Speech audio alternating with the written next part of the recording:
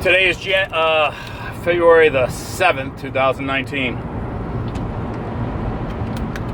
Today we're going to have a little chat about abortion.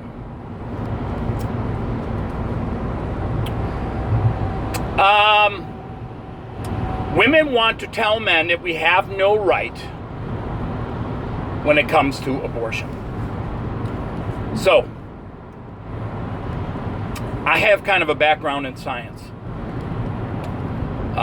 Educationally, and it's kind of been a hobby of mine in a lot of ways. I know quite a bit about a lot of things. I'm not too good with geology. I'm not real good with physics. I know more about chemistry than I do physics. But the biological sciences are more of my forte. When I was about 9 or 10 years old, I was color breeding hamsters. I was selecting traits with Syrian hamsters for coat patterns and colors and textures. I also did this with guinea pigs,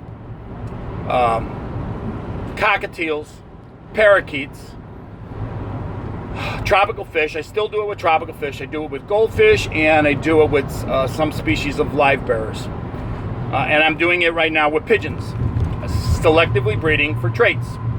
So I know probably a little bit more about genetics than just the average person. So let's take a look at this from a scientific perspective. Let's look at abortion through a scientific perception. There are some people that want to argue that isn't a child in a woman's womb. So this is what we're going to do. As a human being, we have 24 sets of chromosomes. If I recall, I'm pretty sure that's it, 24 sets. That means pairs. We are what's called a diploid organism.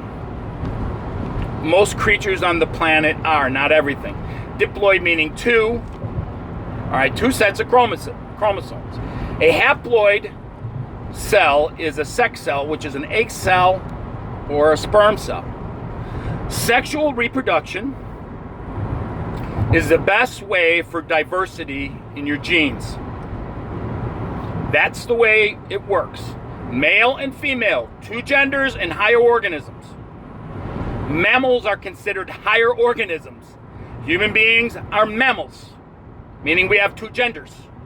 There's nothing else, regardless of what the crazy people tell you. There's only two.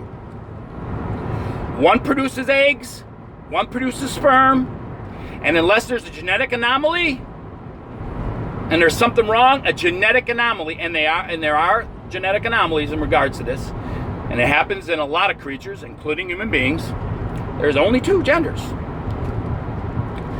So, this is how things work.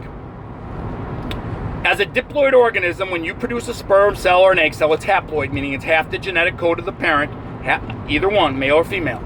The minute the egg and the cell combine, boom, something happens. Now, I have watched this under a microscope.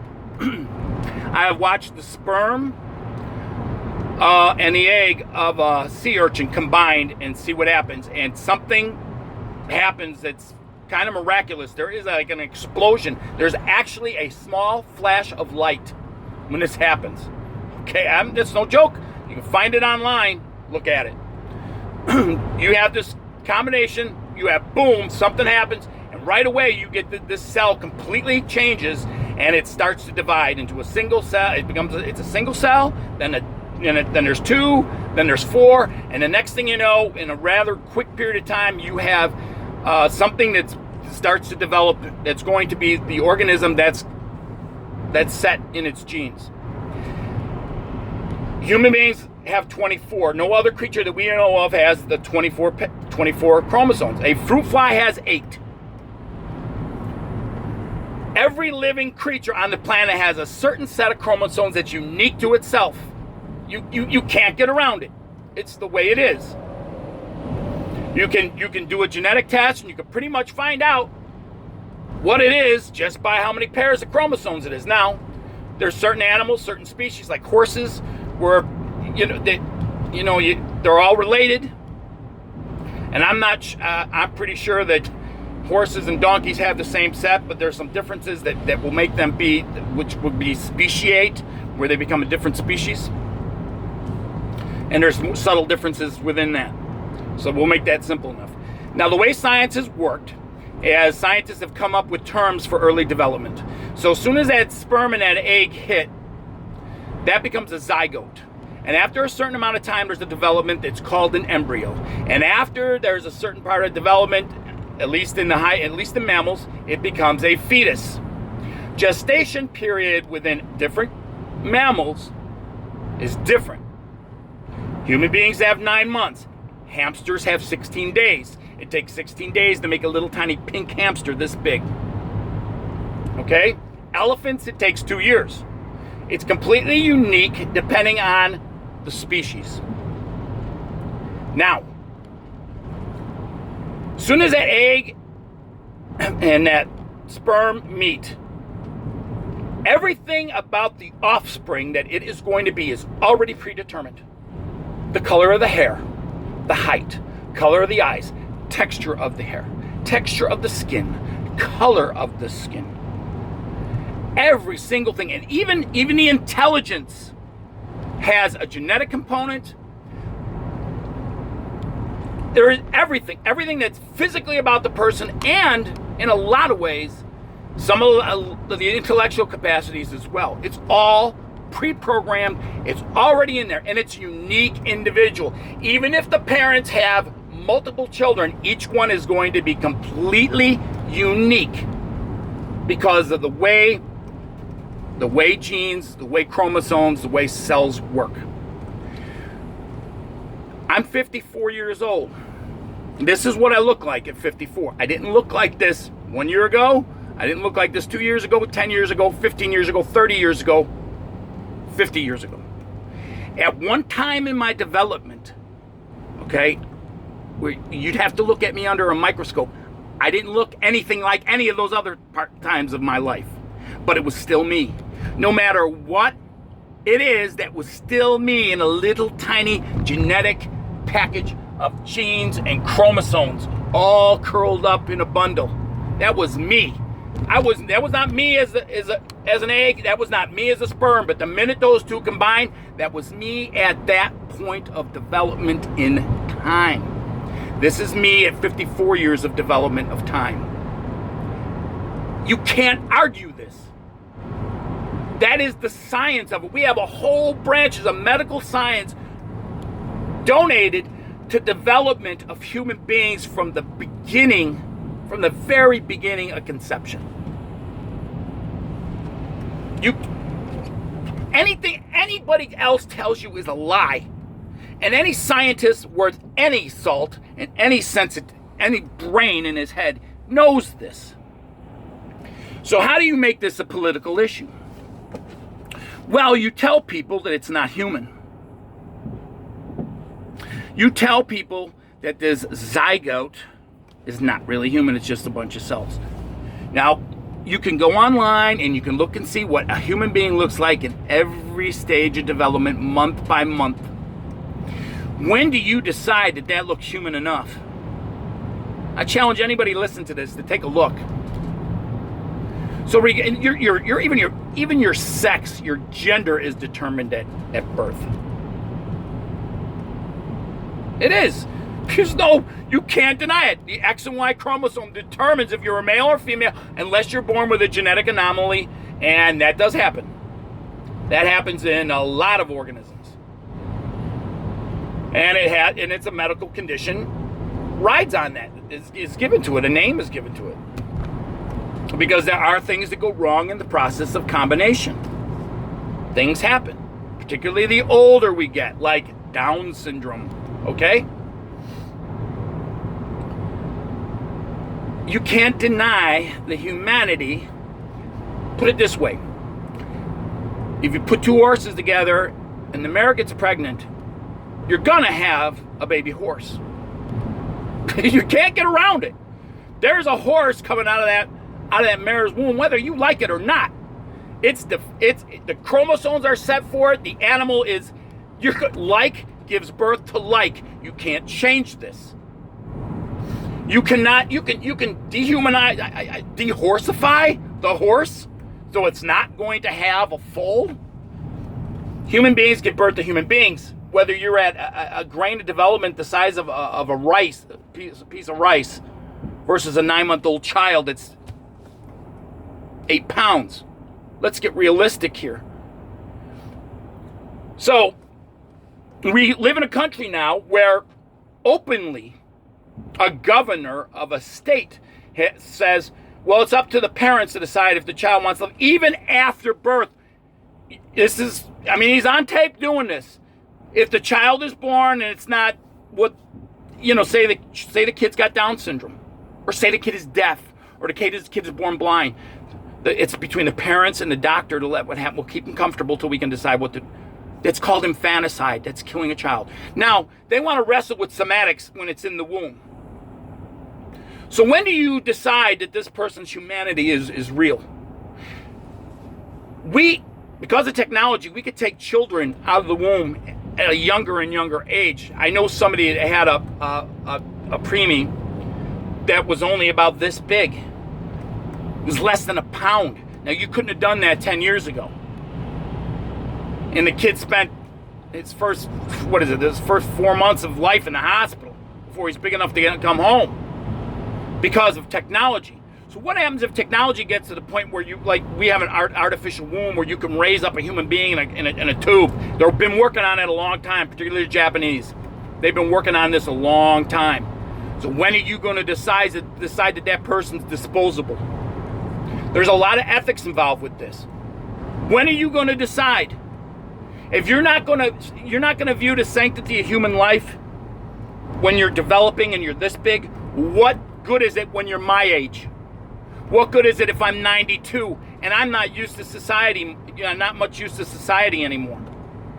Or somebody's going to decide if my life isn't worth anything. Well, he's lived 92 years. It's the best thing to put him down like a dog that's gotten extremely old and can't get up anymore. It's the most humane thing to do. So these same liberals that would be outraged if you took a pregnant dog and had all her puppies removed and throw them in the can, they'd be outraged over that. But it's a woman's health, quote unquote, health issue when they are pregnant. Well, it's bullshit. It's a lie.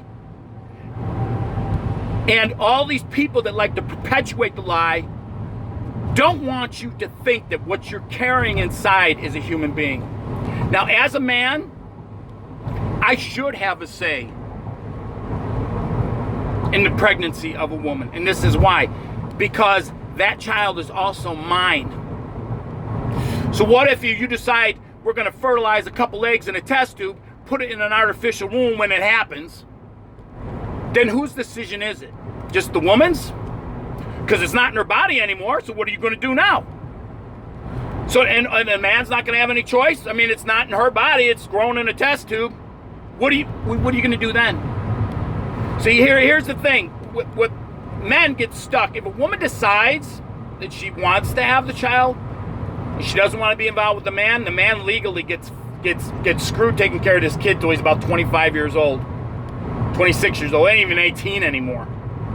So he's financially strapped for the rest of, for at least 20, 25, 26 years of his life. Because he doesn't have a choice. The man's got no choice. It's all on the female's head. But this is a moral issue, more than anything else.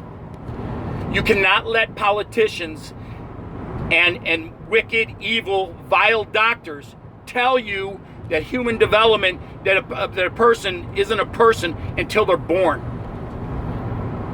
It is the stupidest, non-scientific thing that has ever existed. It's the biggest lie perpetuated that's ever been. Now, I feel bad for women that find themselves in these situations. But you have to live with the consequence of that choice. If you're going to give birth, you're going to wait till the child is 9 months, and you're going to have the child torn out of the womb, a healthy child. And I'm not even talking if the kid isn't even healthy. What if the kid's got Down syndrome? What if the kid's deaf? What if he's blind? And you're going to make the decision. Well, I'm just going to let him. This happens. This really happens. about 12 or 15 years ago, there was a hospital here in the Chicago area, Christ Community Hospital, Oklahoma, who there was a nurse that blew a whistle on this, where children that were born with defects, born, not in the womb, born, they would be put into a closet to die. She blew a whistle on this. What the hell kind of parent are you? All right, this isn't the healthy child you wanted. This is what you got. But what the hell kind of a person are you? But you're gonna make the decision like you would with a dog, with a dog or a cat or a cow or even a freaking chicken. Now, I am somebody that's raised animals his whole life, okay? And I pretty much dispatch anything that I think is not going to make it, honestly. I mean, I hate to say it, but that's what I do. Something's born, it's not healthy, I know it's not going to make it, and I'm sure not going to breed I'm not going to breed the weak genes back. I don't want to use that. I'm not going to use that. It's not good for the genes. But we're human beings. We are different from every other living creature on the planet. We should have a different standard. And let me put it this way, because this stuff is going on right now. We're at a time in technology where we can get away, we can get rid of some forms of blindness. We're being able to get rid of deafness and all kinds of these things that have plagued humanity for a long time. And I've seen the argument. There are deaf people in the world that think it's immoral to fix children that are born deaf because they have developed a culture around being deaf. Blind people too. Now, it's a legitimate question. They have a right to say, hey, and you know who else does this? The little people, the people that are dwarfs. You want to start aborting them too? They developed a culture around their, if you want to say abnormality or their defect, more or less. But this is what human beings do. We thrive and we adapt to even our infirmities. So here's the issue. Do you think that a woman should be able to give birth and the head is still in her birth canal and a doctor can go in and put a pair of scissors on the back of the neck right here and kill the child and throw them in a garbage can? And if you don't realize that they sell the body parts are worth a fortune because it's new life, there's stem cells going on. The body parts of aborted fetuses are worth a fortune. It's human trafficking. This is going on, folks. Liberals don't want you to believe this. Liberals don't want you to know this, but that's what they do. There is money to be made in abortions. There is money to be made in aborted fetuses. Now, should abortion be illegal? I don't know. I know this: taxpayers' money should not fund any of it. If you want to murder your child, that's on your hands, your head, and that's on the hands of all the doctors and the medical professionals that want to help you do it. That is something you have to live with. I can't legally go out and kill somebody. There are repercussions. If a mother wants to kill her own child, there's usually repercussions. Women go to jail for smothering infants, killing 2-year-olds, killing 3-year-olds. So I don't know what to say if you want to do the abortion. But you know what? This amount of tissue decides whether you're a human being or your personhood. You know, between this unique individual that's inside, apart from the mother. Because believe it or not, that's a unique individual. Genetically speaking, that is a whole other human being. That's not really a woman's body. That's not even really a part of her body. That individual is attached by a lifeline, by an umbilical cord. Well, I'm sorry, this is how human development works. I'm sorry we're not born and we don't hatch out of freaking eggs like a chicken where you could just go and smash them because you don't want them. Oh, I'm sorry about that. What are you going to do with that if we were like that? You know, it's a moral issue. Stop the bullshit. Start looking at it from the reality of the science involved. These are human beings that are growing in your womb. Adoption, there's nothing wrong with adoption. And I'm going to say this because I was supposed to be an abortion. I was supposed to be an illegal abortion. What, my life wasn't worth life? I wasn't worth it? I like my life. I was supposed to be an abortion at a time when abortion was illegal. I have a niece who is the result of a rape. Who are anybody out here to say that her life was not worth it? Because that young lady that she's grown into, when she was born, had a huge healing effect on a kind of a fragmented family. She had a huge impact. She had a huge impact on me. Now, she could have been put up for adoption, but she wasn't. She developed into a fine human being. But she was the result of a rape. Now, get this. So I can understand women not wanting to give birth to a child conceived out of rape. I get it. I really get that. I understand that. Give the child up for adoption. Why do you want to have the child's murder on your hands? Who are you to say that that person isn't going to grow up to be some fantastic person? You don't know a person's destiny. You don't know it. So let's stop this foolishness and call it what it is. This thing where these women are so rabid about women's health rights. It's bullshit. It's a lie. This is not health. Look, abortion has always been there for the life of the mother. That has never not been denied. If there's a choice between the child or the mother, a husband and wife usually choose that. That's how it always was. It was a choice. Is it my life or the child? One or the other. And usually in that case, they choose to take the child's life. There's nothing wrong with that. When you're dealing with the life of the mother versus the child in the womb, I don't have a problem with that. Because that puts a whole other dynamic.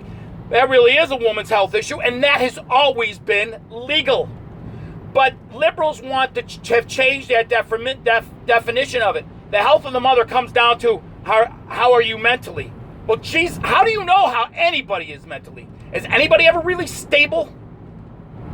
Humanity in itself is not always quite stable.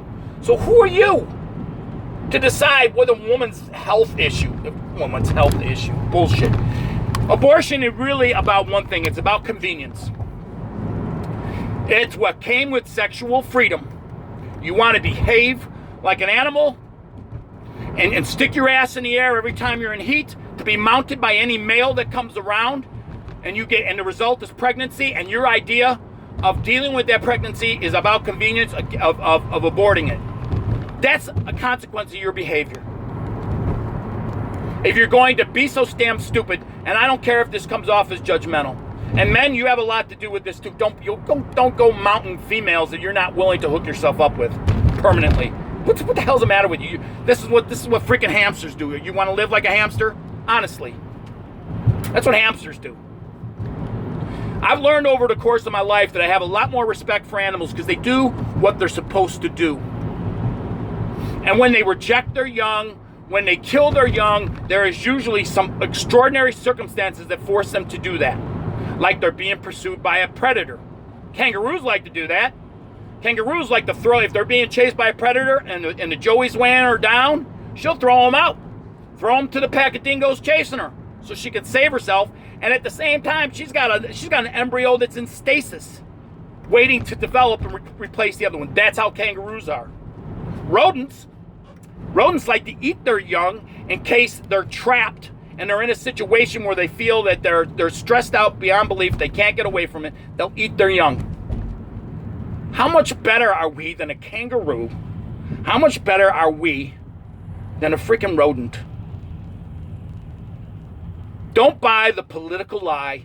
Don't buy the bullshit liberal lies that this little tiny developing human being is not a human being. It's a lie.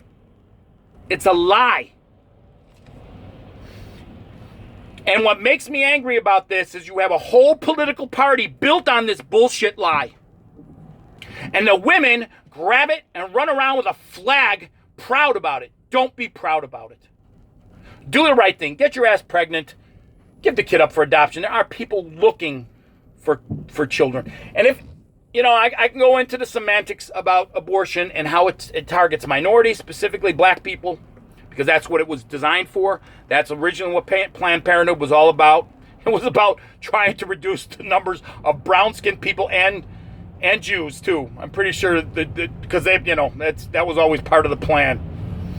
But that's what Margaret Sanger wanted. This is a bankrupt human being that has convinced a whole bunch of women that there is no sanctity in human life. So we now, and this is the gist of it, we now have a political party that does not bat an eye when they think that you can pull a 9-month-old baby out of the womb, keep its head inside the birth canal because of legal reasons, legal technicalities about when human beings really exist and have rights, and stick a scissors right here, rip open the head, collapse the skull, pull the kid out, throw it more or less in the garbage, or cut it up into little pieces and sell it to the highest bidder because it's worth a lot of money. And you're bitching and moaning that we kill rhinos for their horns. Bitching and moaning because we kill elephants for their tusks. Screaming.